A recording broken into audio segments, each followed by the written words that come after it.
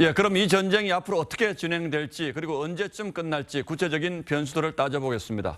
자, 홍영 기자, 생각보다 전쟁이 길어지는군요.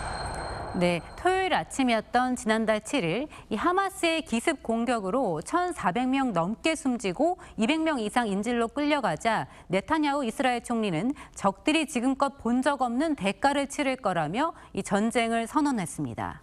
닷새 뒤 이스라엘은 가자 북부 주민들을 향해 대피하라고 경고했고 며칠 뒤 가자지구 병원이 폭발하면서 이스라엘이 배후로 지목됐습니다.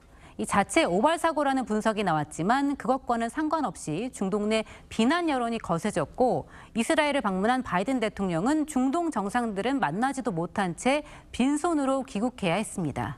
예, 결국 이 병원 폭발이 전쟁의 결정적인 변곡점이 됐다는 분석도 있죠.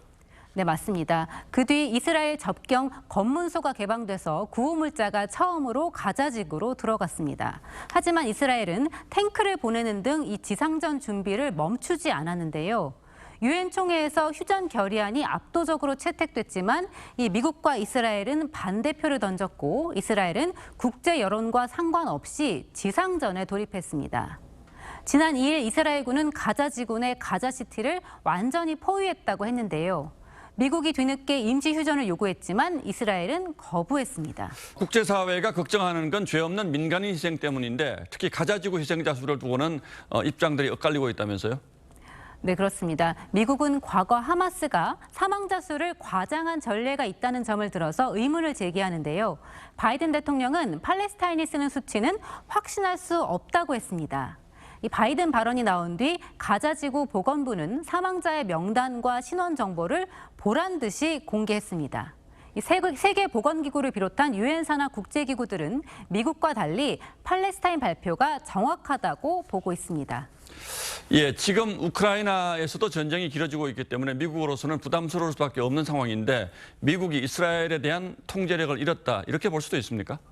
네, 그런데 지금으로서는 안 하는지 못 하는지 조금 애매한 상황입니다. 하지만 미국 역시 이스라엘의 민간인 살상에 눈 감고 있다는 비판을 안팎으로 받고 있습니다. 유엔 안보리 결의안의 거부권 행사로 국제사회의 신뢰를 잃었다는 말까지 나오는데요. 예. 결국은 미국이 중재에 나설 수밖에 없을 거라는 전망이 나옵니다. 국제사회 비난이 엄청나죠. 지금 미국도 마찬가지고요. 현 상황에서는 이스라엘에 대한 영향력이 가장 큰 국가 미국이 이스라엘을 빨리 압박하는 수밖에 없습니다. 그래서 최대한 한 달 안에는 이 전쟁이 끝날 것으로 그렇게 기대하고 있습니다. 예, 한 달 안. 그동안에 민간인 피해가 또 역시 많이 나겠군요. 이스라엘 향한 국제사회 압박도 만만치가 않은데 이스라엘이 이렇게 강경하게 나오는 이유는 뭘까요? 네, 이스라엘 내 그 국내 정치 상황을 고려해야 하는데요. 그래서 네타냐후 정권이 쉽게 물러서지는 않을 거라는 관측도 나옵니다. 네타냐후 입장에서는 자기네 연정을 지키기 위해서 보수표, 콘크리트 지지층을 유지하기 위해서라도 강경 정책을 쓸 수밖에 없죠. 협상을 통해서 하마스와 이스라엘 어느 정도 무슨 정전하고 이런 거는 있을 수가 없는 일입니다.